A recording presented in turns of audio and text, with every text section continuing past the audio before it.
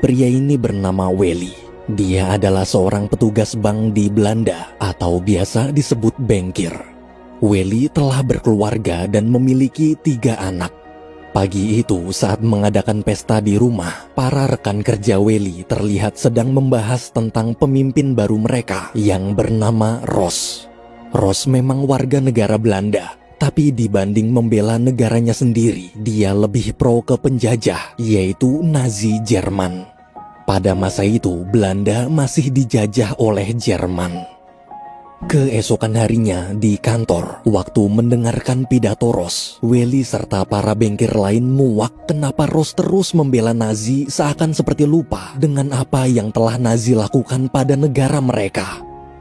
Besoknya saat sedang bekerja, Welly bingung kenapa temannya belum datang juga, padahal biasanya dia tak pernah telat. Welly yang khawatir pun buru-buru pergi ke rumah temannya itu. Ketika memeriksa ke dalam, Welly kaget melihat teman, istri, dan anaknya telah tewas mengenaskan. Satu keluarga itu dihabisi Nazi. Waktu mau pergi, ada seorang pria bernama Berg menghampiri Welly. Nggak ada angin, nggak ada hujan. Tiba-tiba Berg mengajak Welly untuk melakukan perlawanan. Agar obrolan mereka tak terdengar orang lain, Welly pun mengajak ke rumahnya. Di sana, Berg menjelaskan kalau dia adalah mantan tentara angkatan laut. Sebenarnya dari awal, Berg sudah mencari tahu informasi tentang Welly. Dari tadi, dia sengaja mengikuti Welly untuk mengajak bergabung. Berg berencana ingin mendirikan bank baru untuk mendanai gerakan perlawanannya. Jadi tugas Welly nanti adalah mengumpulkan dana dari para investor, dan jika dana sudah terkumpul, maka Berglah yang akan mengatur penggunaannya. Ia berharap Welly mau bergabung dan berjuang bersama demi kemerdekaan negara mereka. Malamnya saat mendengar cerita Welly, meski berat, sang istri memutuskan untuk mendukung penuh keputusan suaminya. Besoknya, setelah membulatkan tekad, Welly pun menemui kakaknya bernama Gits yang juga seorang bankir. Namun waktu diceritakan tentang rencana pembentukan bank perlawanan, Gits langsung menolak. Ia takut jika sampai ketahuan pihak Nazi, mereka berdua pasti akan dieksekusi mati. Demi meyakinkan kakaknya, Welly lalu menjelaskan strategi agar Nazi tak curiga, yaitu dia akan mengumpulkan dana investor menggunakan dokumen saham kosong dari zaman Kekaisaran Belanda kuno. Jadi nanti setiap orang yang mau jadi investor akan dapat saham senilai 1.000 gulden atau setara dengan 8 juta rupiah. Saham itu adalah bukti transaksi bantuan dana perang, dan setiap pemegang saham akan dicatat menggunakan kode khusus. Dengan begitu, pihak Nazi tak akan tahu siapa aja orang yang membiayai gerakan perlawanan ini. Dan karena sahamnya berbentuk saham kuno, maka Nazi juga pasti akan menganggap saham itu tak berharga. Mendengar ide brilian adiknya, Gits sangat kagum. Namun sayang, dia tetap tak berani bergabung. Dengan kecewa, Welly pergi dari sana. 2 bulan berlalu, Welly tak pernah menemui kakaknya lagi. Hingga suatu hari saat Gits sedang membaca koran, mendadak Ros datang lalu memberitahu kalau dia akan menghentikan peredaran uang kertas senilai 1.000 gulden. Ros merasa akhir-akhir ini seperti ada transaksi ilegal menggunakan pecahan uang 1.000 gulden. Dia curiga ada masyarakat yang diam-diam memberontak. Jadi jika nanti ada orang ke bank lalu menarik uang 1.000 gulden, Ros menyuruh Gits segera melapor. Mendengar cerita barusan, Gits yakin Welly pasti telah memulai rencananya. Ia pun buru-buru pergi menemui adiknya. Ketika bertemu, Gits kaget melihat Welly sedang mengikat uang di badan seseorang. Agar kakaknya tak salah paham, Welly menjelaskan seperti inilah caranya mengirimkan uang-uang ke kelompok pejuang. Karena tak mau ikut campur, Gits langsung memberitahu tentang perintah Ros tadi. Ia juga menyarankan agar tak ketahuan, lebih baik Welly bekerja sama dengan bankir-bankir dari bank lain untuk menukarkan uangnya. Mendengar saran barusan, Welly dapat ide. Bagaimana jika Gitz ikut membantunya mengajak bengkir-bengkir lain bekerja sama? Dengan jabatannya sekarang, Welly yakin Gitz pasti akan lebih dipercaya. Setelah terus dibujuk demi mengawasi adiknya, Gitz akhirnya memutuskan bergabung. How many thousand? I'm stuck with a safe full of them myself. 8. Top. 40? 12. That those thousands are for the Siemens. Yes. That's yours. Thank you. And that makes 50. Thanks for the quick response. Of course. Paid in a lot more than just our 200,000.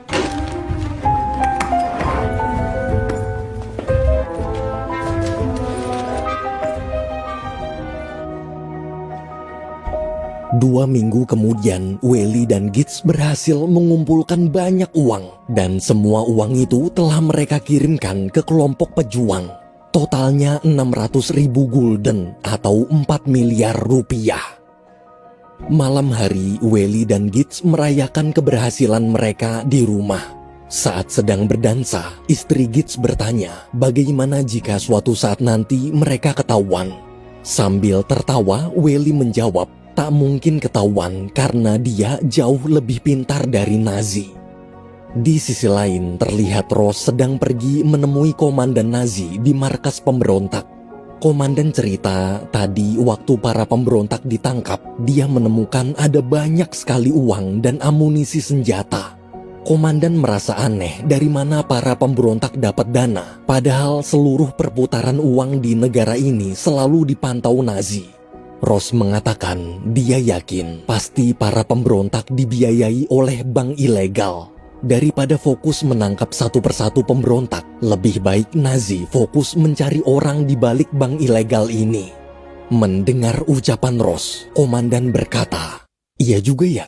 Keesokan harinya, Welly, Bert, serta para anggota lain rapat membahas tentang perkembangan bank perjuangan mereka. Selesai rapat, malamnya Welly menemui Gitz. Gitz di situ bertanya, bagaimana jika setelah Belanda merdeka nanti, pemerintah tak mau mengembalikan uang investor. Sambil tersenyum, Welly memberitahu bahwa sebenarnya diam-diam pemerintah Belanda telah mengirimkan surat yang dimasukkan ke dalam kancing baju. Di surat itu, pemerintah membebaskan Welly meminjam dana kemanapun sebanyak 30 juta gulden atau 247 miliar rupiah untuk membiayai kelompok pejuang. Pemerintah janji akan mengganti seluruh dana pinjamannya setelah perang berakhir. Melihat surat tersebut, Gitz senang sekaligus bingung. Kenapa nominalnya terlalu besar? Uang 30 juta gulden itu mau digunakan untuk apa aja? Welly lalu mengajak Gitz ke depan halaman rumah. Di sana ternyata keluarga Welly sudah menunggu. Tak lama kemudian terlihat bangunan yang tak jauh dari rumah Welly meledak. Keep your eyes on the other side, okay? Keep watching. Di tengah kebahagiaan, melihat kakak iparnya bingung, istri Welly pun menjelaskan bahwa pasukan pejuang sengaja meledakkan bangunan itu karena di sana tersimpan data-data nama-nama orang Belanda yang akan dieksekusi mati. Mendengar cerita barusan, Gitz senang. Ia tak menyangka ternyata uang-uang yang selama ini dia kumpulkan digunakan untuk menyelamatkan nyawa manusia. Suatu hari, tentara Nazi berhasil menangkap salah satu pejuang. Dalam penjara, sambil terus menyiksa, komandan Nazi bertanya siapa pemimpin gerakan pemberontakan ini. Awalnya pejuang itu tak mau bicara, tapi karena terus disiksa, dia terpaksa memberitahu nama pemimpinnya. Namun yang disebut adalah nama samaran Welly, yaitu Van Tuyl. Di sisi lain, saat sedang naik kereta, mendadak kereta Welly berhenti di tengah jalan. Ternyata ada kereta pengangkut tahanan Nazi melintas di samping keretanya.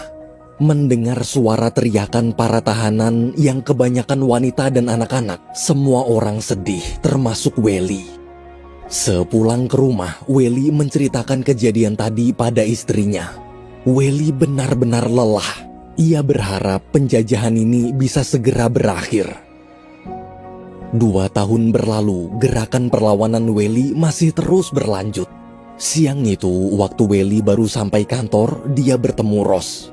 Ross bilang 2 tahun lalu tentara Nazi pernah menangkap anggota pemberontak yang dipimpin oleh seorang bankir bernama Van Tuyl. Ross menyuruh Welly melapor jika tahu informasi tentang orang bernama Van Tuyl. Mendengar itu, Welly mencoba tetap tenang. Sementara di jalanan kota, terlihat seorang wanita bernama Janet sedang berkeliling mengantarkan koran. Janet ini adalah anggota pejuang yang bertugas menyebarkan berita tentang kejahatan Nazi dan mengajak masyarakat ikut melawan. Namun siang itu, di tengah jalan, dia tak sengaja papasan dengan para polisi Nazi yang sedang berpatroli. Meski sudah berusaha kabur, tapi Janet tetap tertangkap. Besoknya, Welly dan Burke menemui pemilik kereta pengangkut senjata tentara Nazi, lalu mencoba menyogoknya agar mau menghentikan sementara keretanya. Tapi pemilik kereta menolak karena uang yang Welly berikan jauh lebih sedikit dibanding uang yang dia terima dari Nazi. Setelah negosiasi panjang, pemilik kereta akhirnya mau menghentikan keretanya asalkan Welly membayar 6 juta gulden per bulan atau 40 miliar rupiah. Welly kemudian pergi menemui Gitz di kantor dan menceritakan kesepakatannya tadi. Mendengar cerita Welly, Gitz kaget dari mana mereka bisa dapat uang sebanyak itu untuk membayar si pemilik kereta setiap bulan. Seketika Welly dapat ide. Bagaimana kalau mereka membuat surat obligasi atau surat hutang palsu lalu menukarkannya dengan surat asli untuk membobol bank tempat mereka bekerja? Mendengar ide nekat Welly, karena tak ada pilihan lain, Gitz terpaksa setuju. Esok hari, pacar Janet pergi ke kantor polisi Nazi. Di sana, polisi bertanya, apakah pacar Janet juga anggota pemberontak? Pacar Janet menjawab dia tak tahu apa-apa, tapi dia berjanji akan melakukan apapun asalkan polisi mau membebaskan Janet.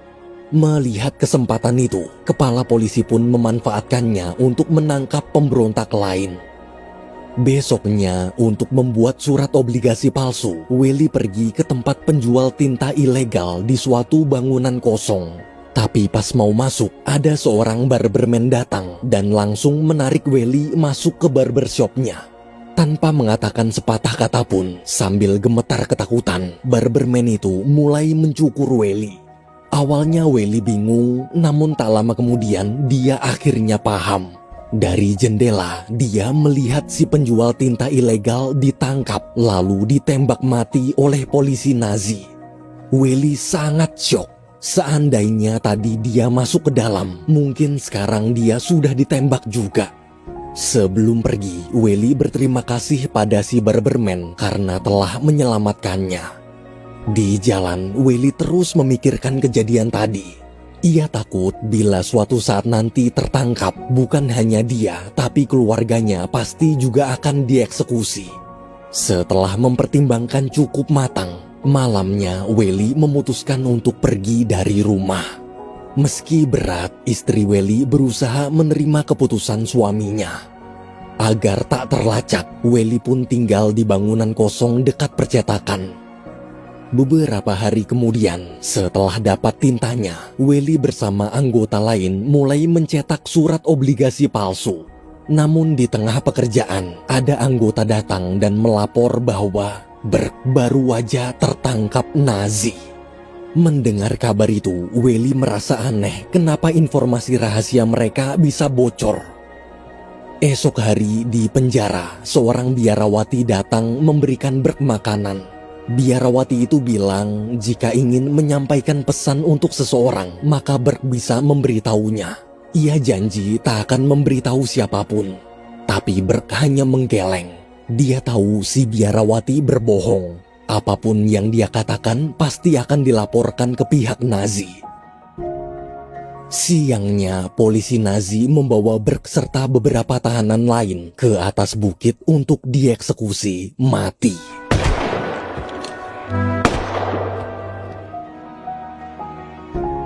Di sisi lain, saat dapat kabar tentang eksekusi mati Burke, Welly teriak histeris. Ia tak menyangka Burke dieksekusi secepat ini.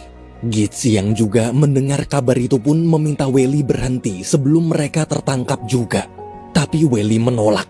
Melihat sifat keras kepala adiknya, Gitz kesal lalu pergi dari sana. Sementara itu, salah satu anggota menemui Janet dan memberitahu kalau 3 hari lagi kelompok pejuang akan mengadakan rapat. Dia meminta tolong agar Janet membantu mencarikan tempat yang aman untuk rapat nanti. Malamnya dengan polos, Janet memberitahu pacarnya tentang jadwal rapat tadi. Pacar Janet pun menyarankan agar rapatnya diadakan di kantornya aja. Mendengar saran barusan, Janet setuju. Padahal tanpa dia sadari, sebenarnya pacarnya telah berkhianat. 3 hari kemudian, ketika sebagian anggota pejuang memeriksa kondisi kantor pacar Janet, diam-diam pacar Janet mengunci ruangannya.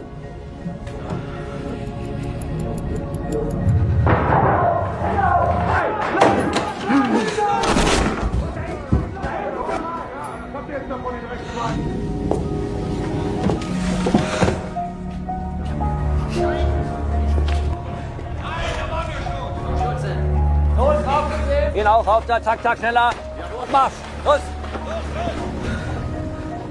Malamnya, Welly menceritakan tentang kejadian penyergapan di rapat tadi pada Gitz. Ia yakin pasti ada pengkhianat yang membocorkan rencananya. Welly lalu menyuruh Gitz bersiap-siap menjalankan aksi penukaran surat obligasi palsu karena besok Ross akan pergi dinas keluar kota. Besok paginya di kafe mereka berdua menemui bankir pengurus obligasi yang sudah mereka ajak kerjasama. Welly dan Gitz akan menunggu di kafe, sementara si bankir akan membawa koper berisi surat obligasi palsu ke dalam bank untuk ditukarkan. Namun beberapa menit kemudian, tiba-tiba Ross datang. Padahal harusnya Ross masih dinas di luar kota. Dengan sigap, Gitz pun masuk menemui Ross untuk mengulur waktu.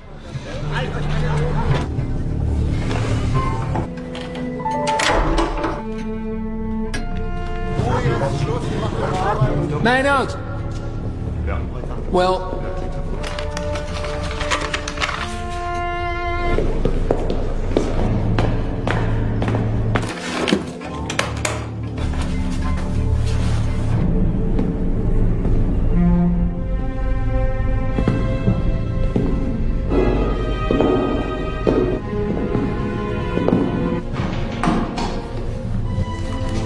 Can I help you?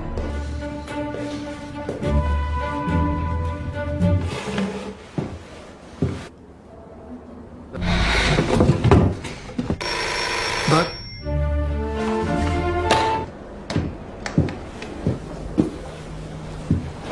Goodbye. Well? my briefcase. Tch, That's a real Swain and Edney. Not allowed.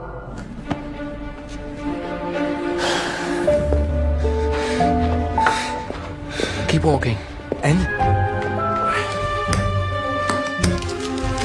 Yes. Thank you for Mama. There's our money. And well protected. Rencana sukses. Untuk merayakan keberhasilan mereka, Welly mengajak Gitz minum-minum di gudang dekat rumahnya. Sambil tertawa, Welly bilang dengan uang sebesar ini, mereka bisa melakukan lebih banyak hal, seperti mendanai Palang Merah, membangun rumah sakit darurat, serta hal-hal perjuangan lainnya. Welly yakin sebentar lagi perjuangan mereka akan berhasil, dan Belanda akan bisa bebas dari penjajahan Nazi. 1 bulan kemudian, setelah sekian lama berpisah, Welly akhirnya pulang menemui keluarganya. Ketika bertemu, istri Welly meminta suaminya berhenti, namun Welly tak bisa. Karena sekarang ada banyak orang yang sedang bergantung padanya. Sebagai seorang pejuang, dia harus menyelesaikan apa yang telah dia mulai. Mendengar ucapan suaminya, istri Welly hanya bisa menahan sedih. Di sisi lain, terlihat beberapa anggota pejuang sedang diam-diam mengikuti pacar Janet. Mereka curiga kejadian penyergapan di rapat sebelumnya mungkin gara-gara pacar Janet berkhianat. Ternyata dugaan mereka benar. Di gereja, mereka melihat pacar Janet sedang mengobrol dengan polisi Nazi. baku tembak pun terjadi.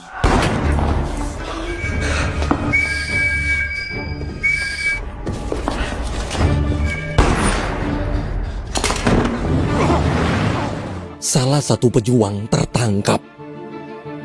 Besoknya, kepala polisi menginterogasi pejuang yang tertangkap semalam. Kepala polisi mengancam akan membunuh 30 anggota pemberontak lain jika dia tak mau bicara. Karena tak punya pilihan lain, pejuang itu pun terpaksa memberitahu lokasi rapat selanjutnya. 3 hari kemudian, sesuai informasi, para polisi Nazi mengepung lokasi rapat.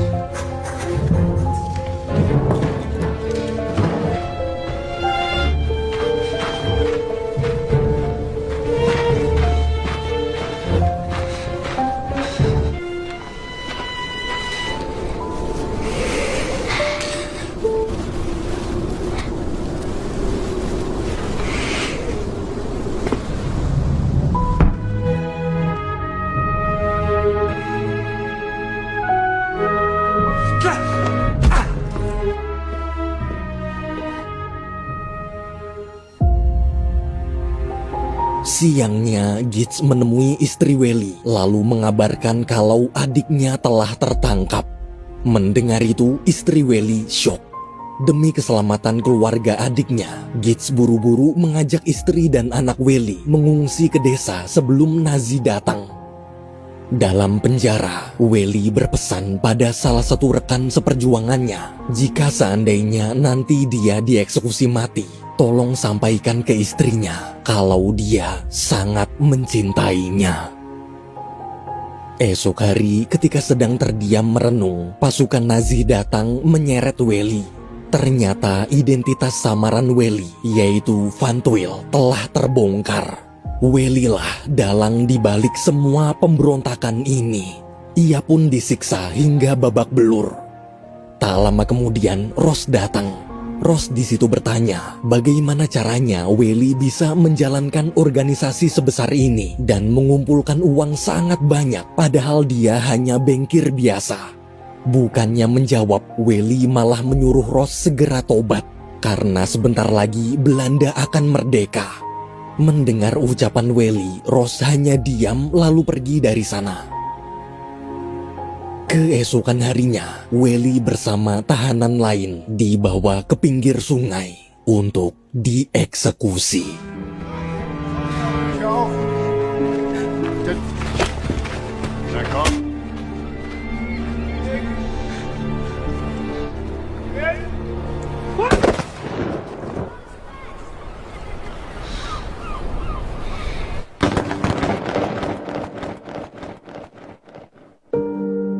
Welly meninggal dunia.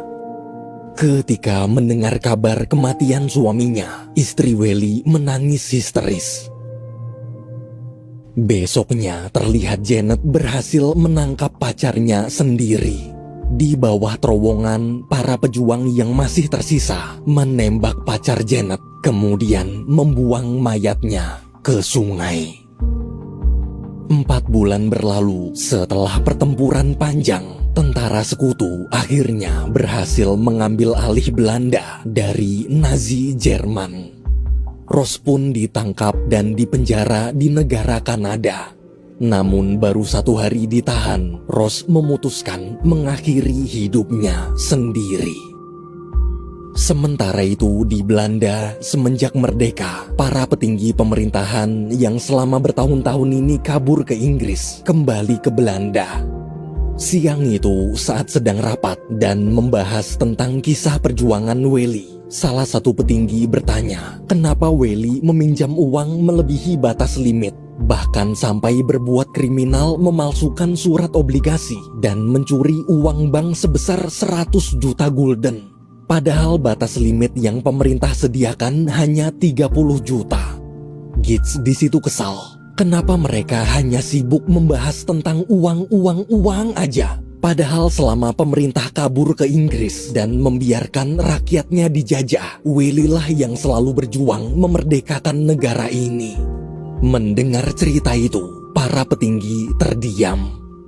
Selesai rapat, salah satu petinggi meminta Gitz merahasiakan kasus pemalsuan surat obligasi yang telah Welly lakukan. Meski tujuan Welly mulia, tapi sekarang kondisi negara mereka baru aja merdeka. Jika sampai negara lain tahu tentang kasus kriminal besar ini, maka nama baik Belanda di mata dunia bisa hancur. Tanpa mengatakan sepatah kata pun, Gitz langsung pergi meninggalkan gedung rapat. Ia kecewa kenapa kisah perjuangan adiknya harus dirahasiakan. Namun ketika Gitz melihat ekspresi wajah orang-orang yang sekarang terlihat bahagia bisa hidup merdeka, rasa kesal di hatinya seakan hilang. Gitz yakin bila adiknya melihat semua ini, dia pasti akan ikut bahagia.